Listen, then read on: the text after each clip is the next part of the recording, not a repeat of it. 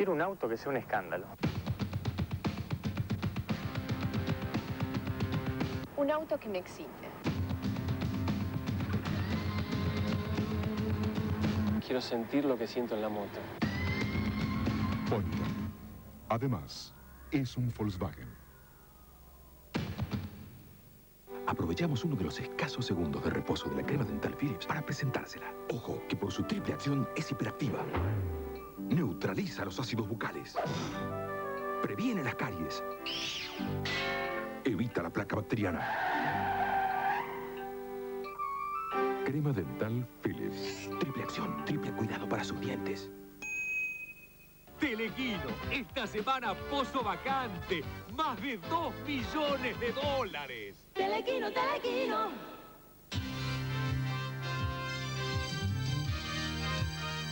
Argentina, día por día. El actual plan de convertibilidad, además de generar profundos cambios en la economía, promovió una nueva concepción en lo empresarial. Nosotros encaramos la empresa con unos objetivos de alta calidad, de alto nivel de servicio. Lógicamente eso nos permite tener una buena rentabilidad. La apertura de la economía amplió los mercados comerciales.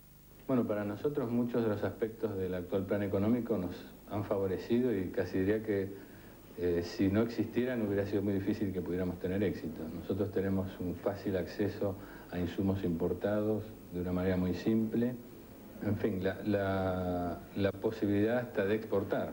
La capacitación empresarial y la mejor calidad de servicio son el principio básico en el éxito de la pequeña y mediana empresa.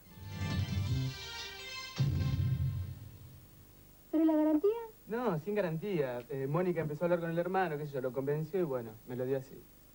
Mónica es la chica que nos mostró el departamento. Sí, la que estaba ayer. Bueno, la llamé anoche, viste, fuimos a tomar un café para hablar sobre el asunto y... Fue bárbaro, José. Te digo que, mira, juro que hubiese querido que estés ahí. ¿Qué pasó? Nada. Me enganché con Mónica. Firmar una garantía, bueno, es algo difícil, pero si vos me presentás ese muchacho... ¡No! No te lo voy a presentar nunca, ese tarado.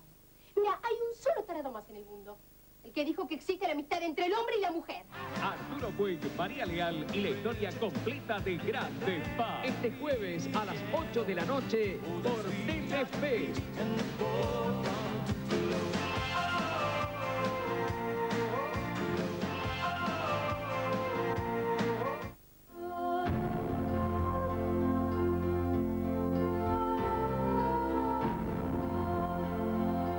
El eco de uno de los lugares más puros está entre nosotros. Eco de los Andes. Un agua superior, naturalmente perfecta, para sentir la voz de la naturaleza cerca nuestro. Agua mineral natural de manantial, eco de los Andes. La naturaleza contesta.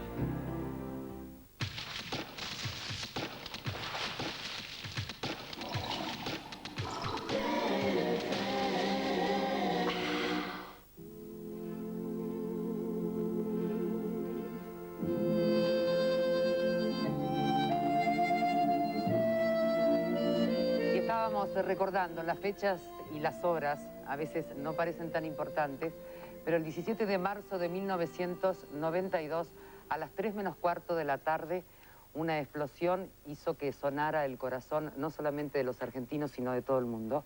Me refiero a la explosión de la bomba que detonó en la Embajada de Israel.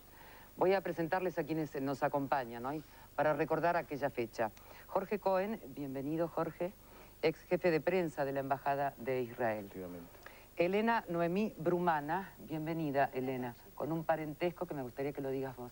Bueno, soy una de las 3 hermanas de Juan Carlos Brumana, el sacerdote que falleció en esa oportunidad. Y Hernán Atilio Eguía Seguí, bienvenido Hernán también al programa, y también con un parentesco, ¿no es cierto? Sí, mamá fallece vivía enfrente del pensionado, en el asilo de ancianos San Francisco de Asís. Sí. Y es la única sobreviviente una semana de la explosión. Nosotros la encontramos a las 12 de la noche porque estaba como NN en el hospital Argerich. Después de buscarla en 10 instituciones aproximadamente, bueno, fallece una semana después a consecuencia de un montón de heridas que tenía. En el transcurso de esa semana, ¿tuviste la oportunidad de hablar con tu mamá, Hernán? No, nos reconoció a mi hermano menor y a mí y a un sobrino, porque mi hermano mayor estaba fuera del país y mi hermana llegó después. Y lo único que hizo fue un gesto con la cabeza como que nos había reconocido. Después estuvo en permanente estado, casi te diría, un estado de semi-inconsciencia por la medicación. Y ahora pasado ya el tiempo, ¿qué es lo que sentís? Es difícil decirlo. Una resignación lógica como ante toda pérdida, sí. Y al mismo tiempo un poco de dolor porque no fuimos perfectamente comprendidos en el dolor por las cosas que pasaron después, ¿no? Bueno, vamos a poner en el aire las imágenes, claro. Vamos a recordar entonces lo que sucedió. El 17 de marzo de 1992, poco antes de las 3 de la tarde, una poderosa bomba destruyó la sede de la Embajada de Israel en Buenos Aires. Afectó a los edificios circundantes, entre los que se contaban un jardín de infantes, un hogar de ancianos y una parroquia, y produjo 29 muertos y más de 250 heridos en el mayor atentado terrorista producido en el país hasta ese momento, y que por primera vez trasladó la guerra de Medio Oriente a la Argentina. La esquina de Arroyo y Suipacha del residencial barrio norte de la capital federal se convirtió de pronto en el escenario de una tragedia en el que se mezclaban el llanto de los niños y el grito de los ancianos con las sirenas de las ambulancias, el ir y venir de los bomberos en el rescate de los sobrevivientes y el apuntalamiento de los edificios para evitar nuevos derrumbes. Enseguida se sucedieron las versiones acerca de los responsables del atentado. El presidente Carlos Menem culpó a sectores fundamentalistas, cara pintadas, o a grupos afectados por la apertura de los archivos sobre criminales nazis que su gobierno había realizado días antes. Pero al día siguiente de la explosión, el brazo armado del partido libanés pro-iraní Hezbollah, la Yihad Islámica, se atribuyó el hecho terrorista y en un comunicado señaló que lo había realizado como venganza por la muerte de su secretario general, Abbas Musawi, en un ataque que la aviación israelí había llevado a cabo un mes antes en el sur del Líbano. Mientras tanto, cientos de bomberos, policías, médicos y voluntarios de defensa civil removían desesperadamente los escombros y trataban de escuchar las voces de posibles sobrevivientes, al tiempo que las guardias de los hospitales apenas daban abasto para atender a los heridos. Todos se preguntaban por qué la Yihad Islámica había elegido a la Argentina, una nación tan alejada del conflicto de Medio Oriente. Algunos señalaron como motivo del atentado la visita a Buenos Aires de Víctor Arel, coordinador político de la Cancillería de Israel y miembro del Comité Permanente para las Negociaciones de Paz.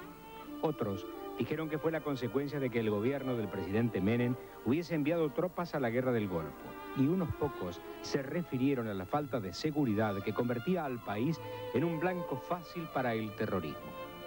Las investigaciones en las que participaron agentes locales y de servicios de inteligencia extranjeros, como la CIA norteamericana y la Mossad de Israel, poco pudieron esclarecer. 3 pakistaníes que vivían en el barrio de Almagro fueron detenidos, pero después obtuvieron su libertad por falta de méritos, y nunca pudieron dar con el paradero de Abbas Malik, un valet del embajador de Pakistán en Buenos Aires, a quien habían visto merodear por la zona minutos antes de que ocurriera el atentado. Solo se estableció con seguridad que la explosión había sido provocada por un artefacto en el que se mezclaron 55 kilos de pentrita y trotil y que había sido colocado en un autobomba. La causa judicial quedó a cargo de la Corte Suprema de Justicia, que luego de más de 2 años sin obtener resultados, había decidido dar por cerrado el expediente. Pero 3 días después de que se conociera esta decisión, el lunes 18 de julio de 1994, poco antes de las 10 de la mañana, un explosivo cuya onda expansiva alcanzó los 15 kilómetros hizo volar el edificio de la AMIA en pleno barrio de Once, con el saldo de 89 muertos y varios centenares de heridos, en un atentado más grave que el anterior, dirigido ahora contra una institución mutual argentina. Como la continuación de una macabra película, otra vez la muerte y la destrucción golpeaba al país en el corazón de la comunidad judía en Buenos Aires. Otra vez, los mismos argumentos sirvieron para explicar el acto criminal y una vez más llegaron especialistas internacionales para colaborar en las investigaciones. Pero a 3 años del atentado contra la Embajada de Israel y a 8 meses de la tragedia de la AMIA, los argentinos siguen esperando y reclamando alguna respuesta ante la barbarie terrorista.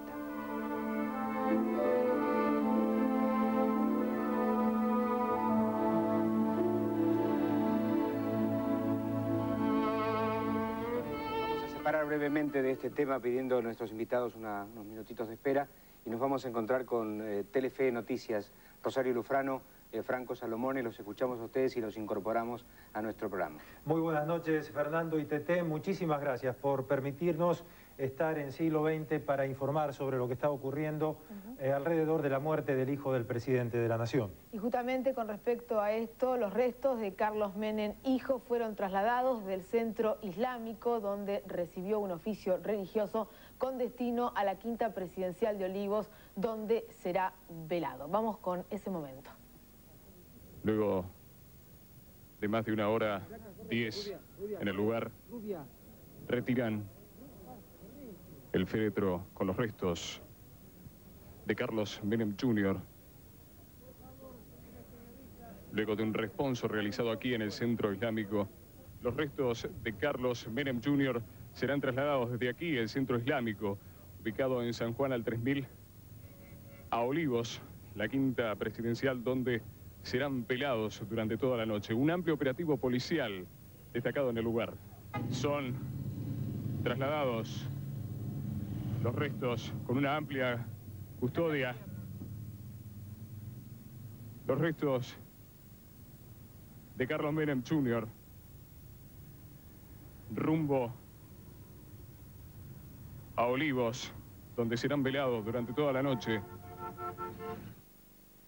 Fernando, Tete, les queremos decir y a nuestra audiencia también que en minutos nada más vamos a estar conectados directamente con otra unidad móvil de Telefe Noticias en la residencia presidencial de Olivos, y también queremos recordar que la inhumación de los restos de Carlos Menem, hijo, se va a llevar a cabo en el día de mañana en el cementerio islámico en la localidad bonaerense de San Justo. Así es, Tete, Fernando, volvemos con ustedes para que sigan con Siglo XX Cambalache. Les damos buenas noches, les decimos muchísimas gracias. En cualquier momento quizás retornamos. Estamos atentos, esperando el llamado entonces. Bueno, el hilo conductor vuelve al tema anterior, volvemos al 17 de marzo de 1992. Elena, me gustaría un poco que plantee su propia historia, qué pasó con su hermano, si sabe cómo fueron sus últimas horas, qué es lo que ha sucedido con el vicario. Sí, él estaba en la parroquia, terminaban un rato antes de almorzar con el padre José Luis Mólagan, hoy obispo, y con el papá del padre Mólagan, y estaban esperando al diácono Ramón, que ese día iba a ir a conocer la parroquia a la que había sido designado. Juan Carlos fue a sus habitaciones y le dijo al padre: cuando llegue Ramón, avísame que tomamos un café juntos. Acababa de subir Juan Carlos y tocan el timbre, baja el padre Mólagan a recibirlo. Estuvieron un ratito conversando y unos minutos después fue la explosión. Bueno, en el caso nuestro, nosotros nos enteramos varias horas después. También pasó lo mismo. Claro, porque fue uno de los primeros cuerpos que llevaron. Él supuestamente cayó a la vereda porque él estaba en la planta baja del edificio. En primer piso. Ah, en el primer piso. En el primer piso estaban las dependencias donde él estaba, ¿no? Mientras pasábamos en las imágenes, yo le preguntaba a Jorge si él había visto con frecuencia esto, y me decías que no, Jorge, que no. Bueno, no, nunca me animé a poder ver en forma directa los tapes de la tragedia. Solo lo hice 2 o 3 veces y así en programas de televisión, quizás por prevención, pero nunca pude verlo. Alguien te decía antes de entrar en cámara, lo tuyo es milagroso porque Jorge Cohen estaba dentro de la embajada en el momento de la explosión. ¿Podés reconstruir aquellos momentos, Jorge? Sí, bueno, brevemente, la explosión en la embajada sucedió a las 3 menos cuarto. Yo estaba trabajando en mi oficina del 2.º piso sobre la calle Arroyo. minutos antes de la explosión salí de mi oficina, crucé el segundo piso, había un gran salón victoriano en el medio, con una gran araña y unos sillones muy grandes, y me dirigí a otra oficina de la embajada, a la oficina de fotocopias. Allí me encontré con un compañero, con Iser, y estuvimos hablando 2 o 3 minutos. Esta oficina estaba sobre la calle Suipacha, en la franja de la embajada que quedó parcialmente en pie. Allí nos sorprendió la explosión. Recuerdo que las 2 paredes laterales volaron por el aire, no encima nuestro, sino se fueron para abajo. Ah, cayeron verticalmente. Cayeron para abajo. Y el techo quedó prácticamente colgando. Bueno, personalmente se me cayeron varias cosas encima, alguna mampostería, pero bueno, pude salir por mis propios medios. Bastante herido, pero por mis propios medios. ¿Y cuando saliste, qué pasó? ¿Con quién te encontraste? ¿Te encontraste ya con todo lo que allí había sucedido? Bueno, en principio hubo, digamos, estábamos allí, era un día de verano, había mucha luz, sí, y se trastocó el ambiente. El ambiente se cambió a una oscuridad total, con un montón de partículas negras y con mucho olor a quemado.